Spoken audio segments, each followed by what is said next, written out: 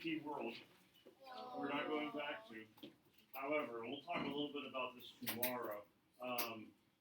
You start scheduling next week. Oh. Don't talk about it. So the scheduling window opens up next Thursday, because next Thursday will be when there is the what do we call it, curriculum night. So tomorrow we'll talk a little bit about what your options are as a senior. At some point, probably on Thursday, Mr. Heil will come in for a little bit and talk to you about AP Lit. But like in all seriousness, give yourself like 24 hours. If you have questions, kind of think about what might be some questions that you have. I may not give you a good answer tomorrow, but I can at least kind of give you an idea or a place to go to kind of think about it. But hey, you got one more go round of scheduling. So tomorrow we'll talk a little bit about it. So just kind of think about what questions you may not have.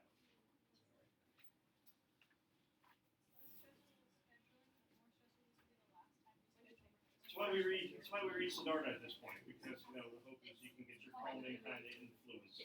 So, all right, before I kind of start throwing out any kind of specific ideas, any thoughts, reactions, questions, productive comments? So when he hypnotizes that guy, then he's just like, He uses the force basically. yeah. What? Picture him as a stormtrooper. You will unlock my. So does he actually hypnotize him? And he's so chill about it. Kavinda's what the heck? And he's like, ew. Yeah. So okay, Siddhartha's powers. I'm confused. How did he get these powers?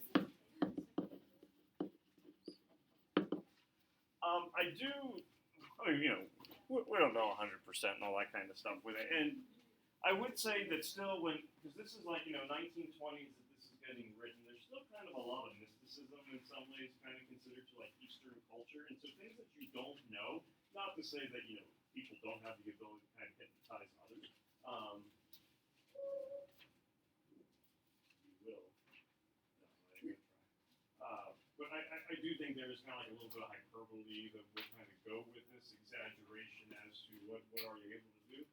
However, at the same time, if you want to take a look at Siddhartha kind of as being the chosen one, this is one thing that's going to kind of elevate him compared to a Govinda type kind of character. But it's not something that in the second part, he's not going to be causing objects to levitate and all of that. So that's more of just kind of one-time use. Going with the whole force and his power type thing, he said he thought he was able to transform into different things.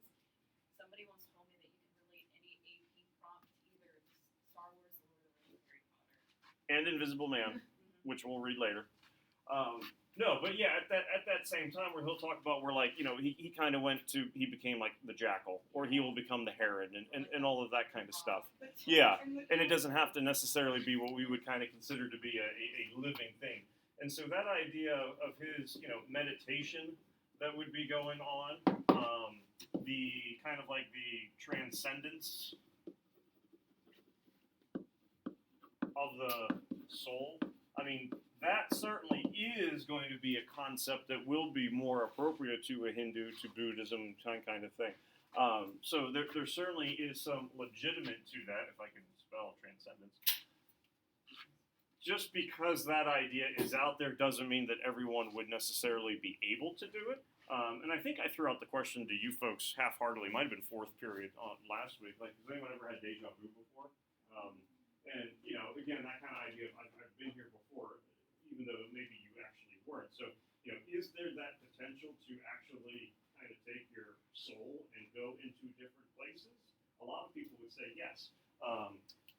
Third period, argumentation is going to be getting a reading that's going to be dealing with the self and kind of what is the self versus the not self.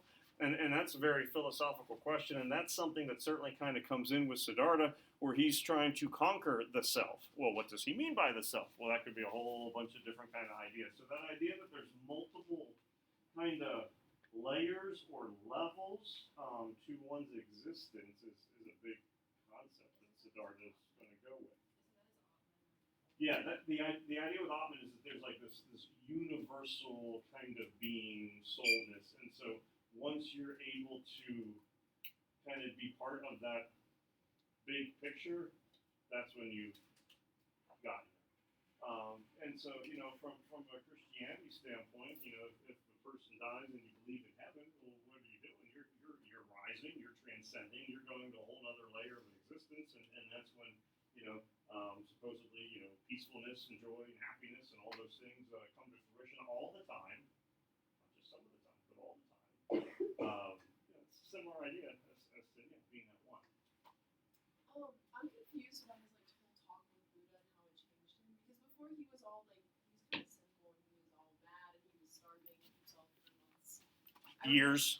I read that as I was eating cake. Wow, it's really a stink to be having to do that. Yeah, I was like, anyways, but Mom, I need cake. Yeah, pretty much.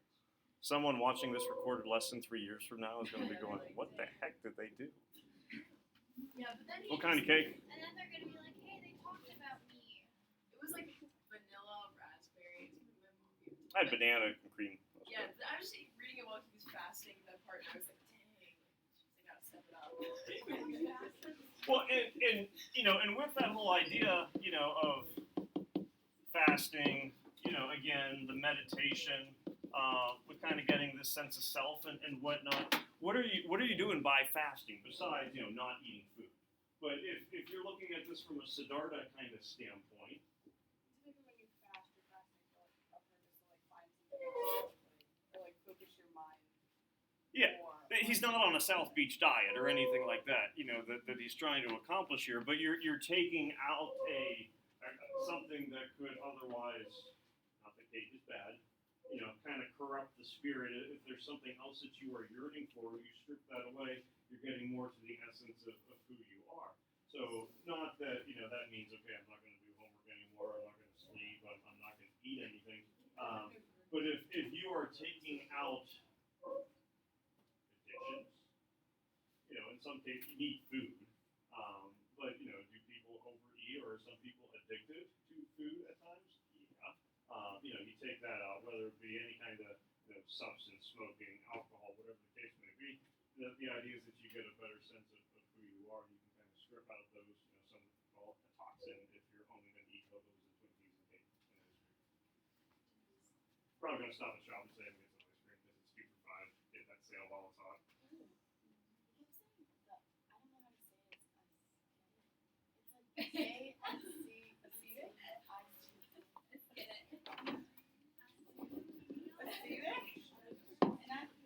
How do you say that? Just kidding. I thought it was like aesthetic.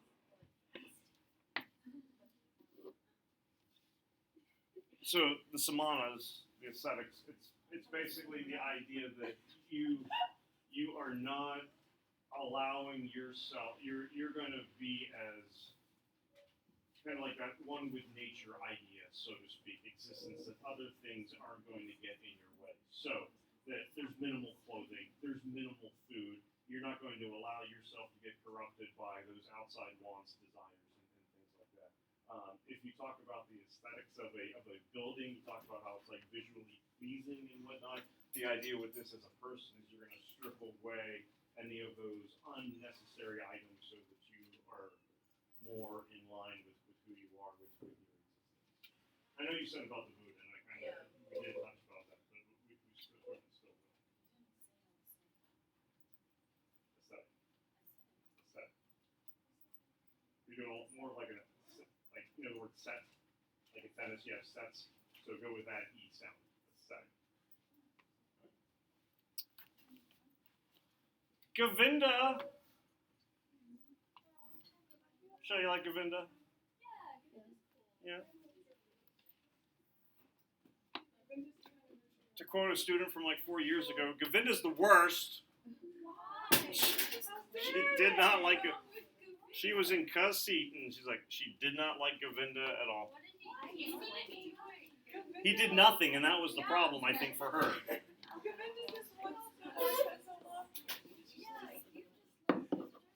He just wants love to get it. He's so sad. He's like crying actually, let's kind of do this in two ways. You need to try so hard. It just comes up so short all the time.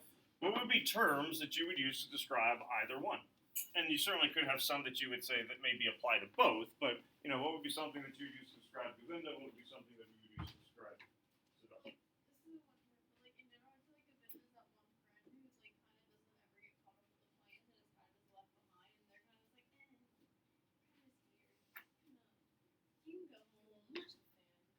He's kind of like desperate for like a partner. So Desperate.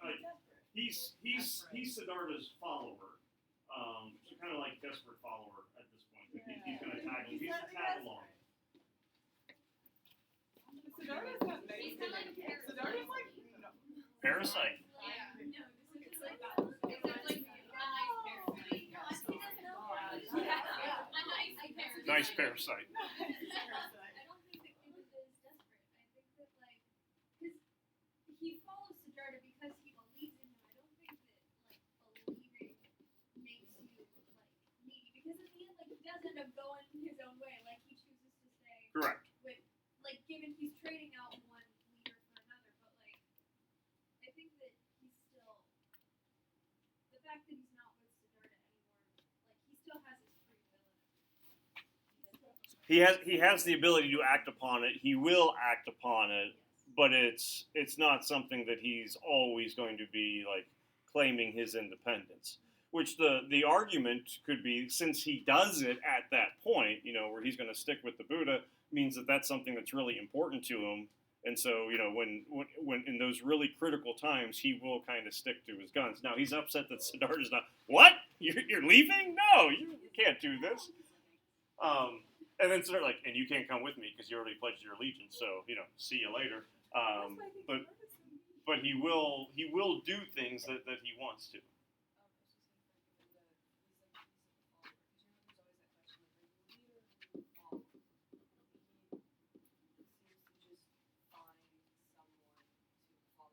That's a fair statement, and that doesn't mean you're a bad person, But yeah, he's more comfortable certainly being the one to kind of follow along. I think he would be a strength in numbers. You feel good knowing that other people are going to be doing the same thing.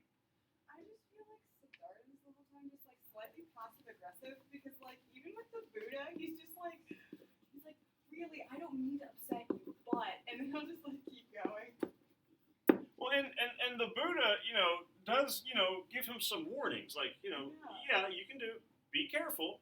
You might be, going the wrong way kind of with it. And I think Siddhartha, and probably tomorrow, with the conversation, because this one we'll take a look at that just because of time.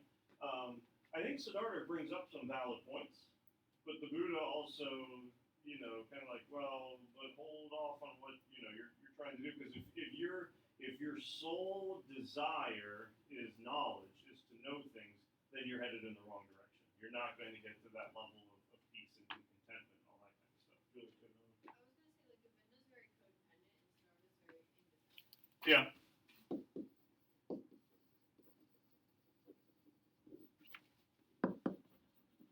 And certainly that becomes pretty apparent right from the get-go when he's going to stand there, like this. You gonna let me go, Dad? I will not let you go. You will die. I will die. You'll get tired. I won't get tired. I'm just gonna stand here the whole time. So okay, you can go. You can do your thing. Siddhartha's very spontaneous. It's like he could have been basically royalty, like in the community that he was in, but then he decided to just go frolic in forests and stuff. Emily? I kind of have two things. First, I think he's really petty, which is fun to read about because, like you were saying, the standing outside, like the no, I'm gonna stand here all night thing. That's very petty. But also, he's on this quest to like get rid of desire, but it's kind of a paradox at the same time because he's Desires. desiring Yes. enlightenment. And that's where he's kind of in a trap. Yeah, there is a desire to rid of desire. And so how do you do that? And that's one thing that he's trying to kind of figure out with it. Of literary characters that we've read so far this year, anyone want to take a guess who Siddhartha reminds me of? No, it's from Country Road. It's the guy. It's the kid from Country Road. Holden. Yeah, Tom. Yeah, Holden. I forgot his name. You know, disgruntled, kind of whimsical, passive aggressive teenager, which at the beginning of the book, Siddhartha is, and they got a passage of 3 years, so he's like early 20s by the time he kind of makes his decision here after the Buddha. And in a lot of ways, I think he's kind of similar to Holden. Not that, you know, they're mirrors of one another, but a lot of those qualities, those characteristics that you kind of associate with Holden, I think are pretty kind of fair game for Siddhartha. At the same time, and you know, this might be something that we kind of touch on a little bit more tomorrow, I do think he is still relatable. I think the quest is still relatable. I think the paradox that he's kind of dealing with is still relatable. You know, because you folks are kind of coming up, and Morgan doesn't want to talk about it, but you're coming up on where a lot of you are going to have a significant change that is going to be taking place. And how do I handle this? Who do I learn from? How do I kind of figure it out? Does become a big question. The last question on your quiz: from whom does Siddhartha decide that he must learn from? Himself, and that's critical. That's probably the biggest difference between Govinda and Siddhartha, where Siddhartha has made the decision, I have to do this. It has to be coming from me. Govinda's always looking for a teacher. Govinda's always looking for someone to kind of lead the way, and that would kind of go with Emily, was kind of, I think Emily said, as a follower or whatnot. He's looking for someone to kind of give him the answers. Siddhartha has to kind of figure it out on his own. Notice with Govinda, though, not every time, but a predominant term that gets used with him is shadow. And I think there's kind of two things that could go with this. A, he's that tag log. You know, he's that person who's always there. But if you have a shadow, what is your shadow? It's literally you. Keep in mind, we mentioned that Hess is going through psychoanalysis, psychological difficulties and whatnot at the time, and he's really kind of exploring some of those ideas of Freud and Jung, the different levels of consciousness and whatnot. In some way, he's leaving part of himself behind with that separation with Govinda, that he's still kind of that promise, I'm going to separate from what I was supposed to do. If you have your independent reading book still that I get, just leave it out. I'll work on by your reading book and stuff. Yay! Everyone got a point today. Yay!